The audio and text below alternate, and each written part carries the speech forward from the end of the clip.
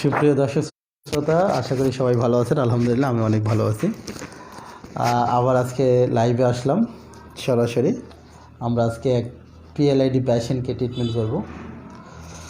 তো তার আগে আমরা তার সাথে একটু পরিচয় হয়ে নিই।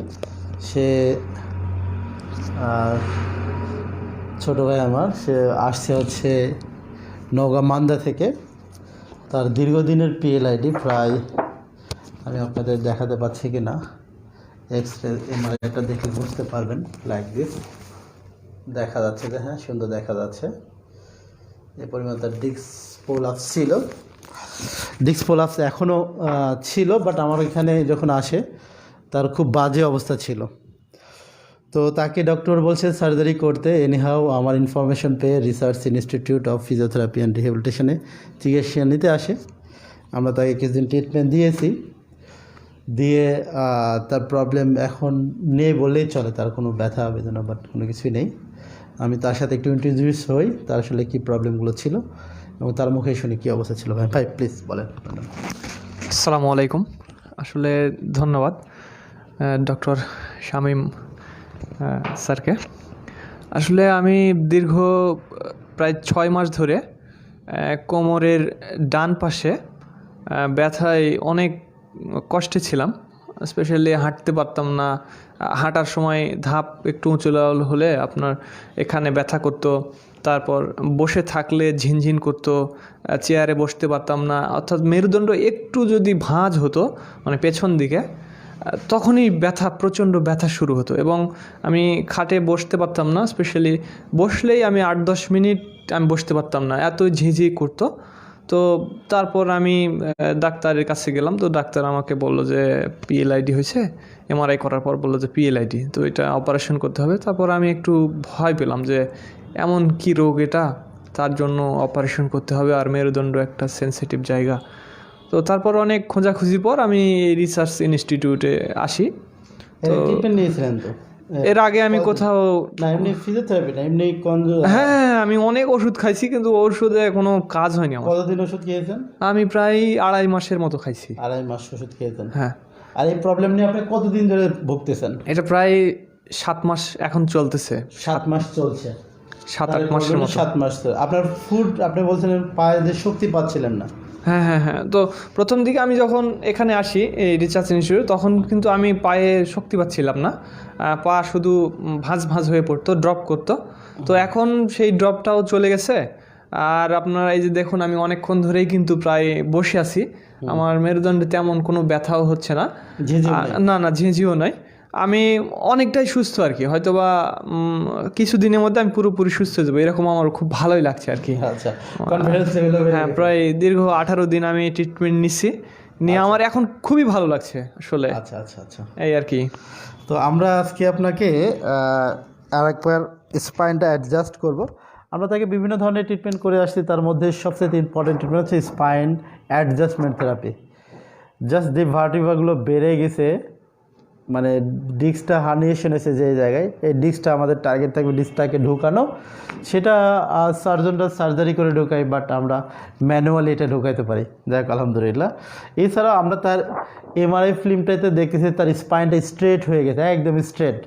তার মানে লস অফ আপনার লাম্বার যে কার্ভেচারটা, সেটা লস হয়ে গেছে। এখন আমি যে প্রক্রিয়া তাকে ট্রিটমেন্ট করছি, আমি তাকে টোটাল বডি আগে ডায়াগনোসিস করে থাকি যে তার প্রবলেমটা কোথায়, আর আমার ট্রিটমেন্ট স্টার্টিংটা কোথায় থেকে শুরু হবে।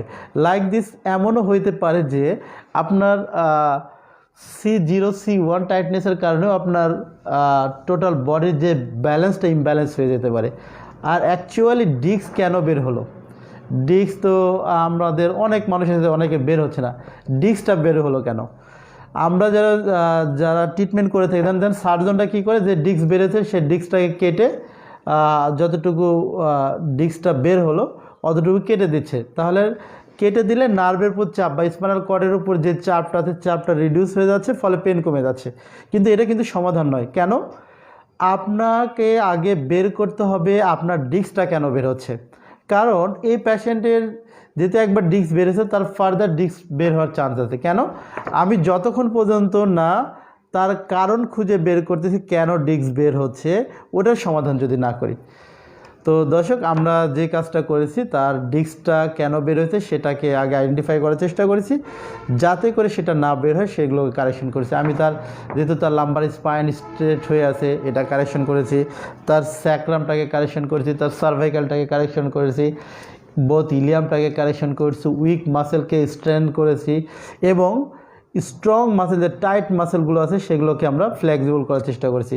ফলে পেশেন্ট আলহামদুলিল্লাহ এখন অনেকটাই ওকে। যাই হোক, এখন আমি আবার তার অ্যাসেস করব তার বডি এখন কি অবস্থায় আছে। তো চলেন আমরা অ্যাসেস করে দেখি। ব্রাদার, আপনি শুয়ে পড়েন।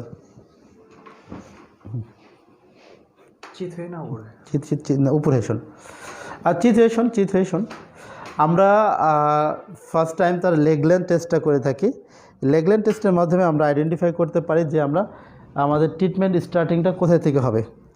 যেমন দেখেন তার পাটা এর বোথ সাইড রোটেশন হয়েছে, এই যে আউটার সাইড লেগটার টোটা আউটার সাইড রোটেশন হয়ে আছে। তার মানে হলো তার হিপ জয়েন্টের অর্থাৎ ইলিয়ামটা স্যাক্রামের কাছাকাছি চলে গেছে এইভাবে। যেহেতু কাছে চলে গেলে আমার এটা আউটসাইড, এটা এভাবে থাকার কথা না, এটা থাকার কথা লাইক দিস, এইভাবে পজিশন করে থাকার কথা। তার মানে ইনার থাই মাসেল তার অনেক উইক, আমরা এটাকে কারেকশন করবো আর স্ট্রেন করবো। ব্রাদার ওকে, আমরা লেগ লেন্থ টেস্ট করে দেখলাম যে কাট, এটা শর্ট,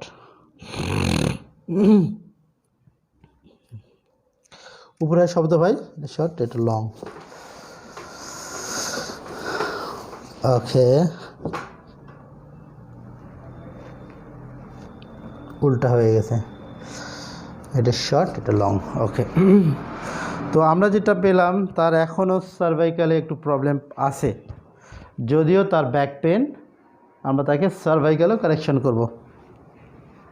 লাগে এখানে পেনফুল। তুমি আমার দিকে ঘুরে এসো ভাই, মানে চিতে এসো।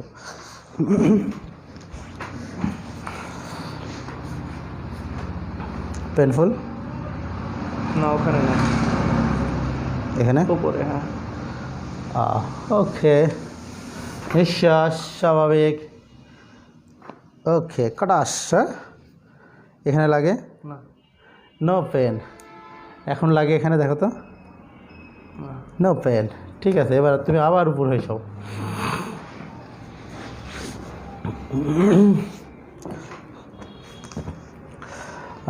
যেহেতু তার লাম্বার স্পাইনটা স্ট্রেট আছে, আমরা তাকে লাম্বার স্পাইনটাকে লর্ডরিক যে কার্ভেচার সেটা করাবো। এই ক্ষেত্রে আরেকটা ইম্পর্টেন্ট জিনিস, যেহেতু তার ডিস্ক হার্নিয়েশন হয়েছে L4 L5-এ, সেক্ষেত্রে আমরা ডিস্কটাকে আগে ঢুকানোর চেষ্টা করব। সেই ক্ষেত্রে আমরা একটা টেকনিক করি, সেটা মেমুলারি প্রসেসকে যদি আমরা পুশ দিতে পারি, মেমুলারি পুশ বলে এটাকে, তাহলে ডিস্কটা সুন্দরভাবে ঢুকে যাবে। হ্যাঁ, সেক্ষেত্রে আমরা এখন আইডেন্টিফাই করে দেখব বা অ্যাসেস করে দেখব যে তার আপনার ওই ডিস্ক এরিয়াতে L4-5 রিজনে তার পেনটা কেমন আছে, অ্যাকচুয়ালি পেন আছে কিনা বা টেন্ডারনেস আছে কিনা। তার মানে এটা দেখলে আমরা বুঝতে পারবো যে তার কতটুকু ঢুকছে। ভাই ব্যথা লাগলে বলবা, পেনফুল, হালকা। তার মানে অলরেডি তার এই ডিস্কটা মোটামুটি নিউট্রাল পজিশনে চলে আসছে। এখানে দেখো তো আছে, এখানে এখানে নাই, এখানে হালকা। তার L4-5-এ একেবারে সামান্য ব্যথা। তার মানে এখনও কিছুটা তার টেন্ডার আছে, আমরা এটাকে কারেকশন করব ফার্স্ট। ওকে, তুমি আমার দিকে ঘুরে সবাই।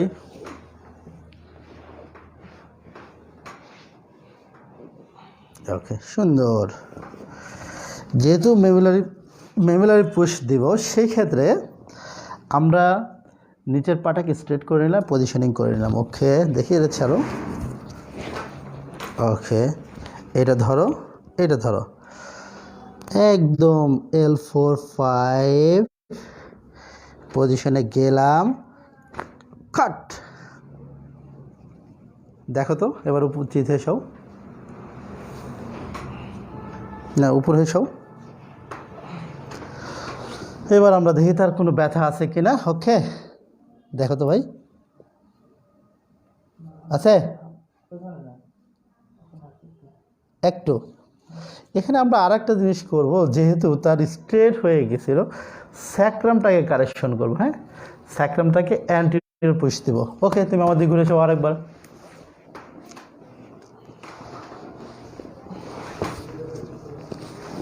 স্যাক্রামটাকে অ্যান্টিরিয়র পুশ দেবো, যেহেতু সেটা পোস্টেরিয়র হয়ে গেছে। ওকে,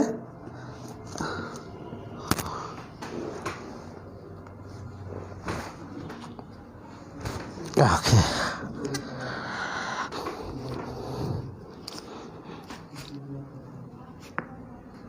এমনি হয়ে গেছে।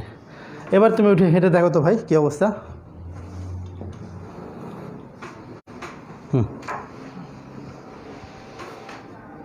ভালো করে ওঠো, হ্যাঁ, জোরে হাঁটো, মুভমেন্ট উঠবস করবা। হ্যাঁ, কোনো পেন? বসো, নিচে বসো।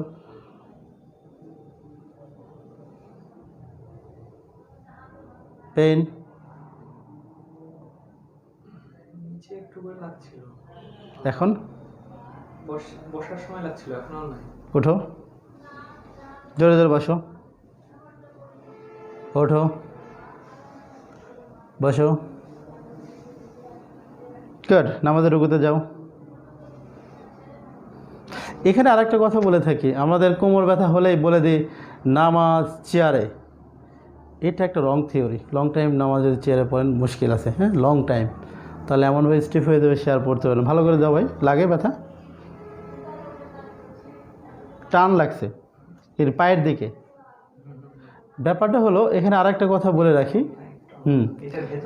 এর ভেতরে টান লাগছে। এখানে আরেকটা কথা বলে রাখি, ও যে ইয়াতে যাচ্ছে, যে 7 মাস ধরে সে কিন্তু চেয়ারে নামাজ পড়ছে, নর্মাল রিওতে নামাজ পড়েনি। তো এই যে ফলে তার হ্যামস্ট্রিং বলেন বা কাপ মাসল বলেন এমন টাইট হয়েছে, সে আর ফরওয়ার্ড বেন্ডিং হতে পারছে না লাইক দিস। তাও এখন তো হতে পারলো আর কি।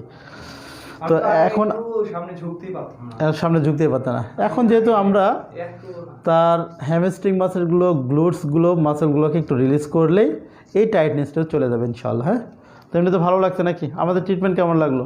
ট্রিটমেন্ট 18 দিন খুব ভালো লাগছে, খুব ভালো লাগছে। অনেকটা সুস্থ, হয়তো খুব শীঘ্রই আল্লাহর রহমতে আমি 100% সুস্থ হয়ে যাবে।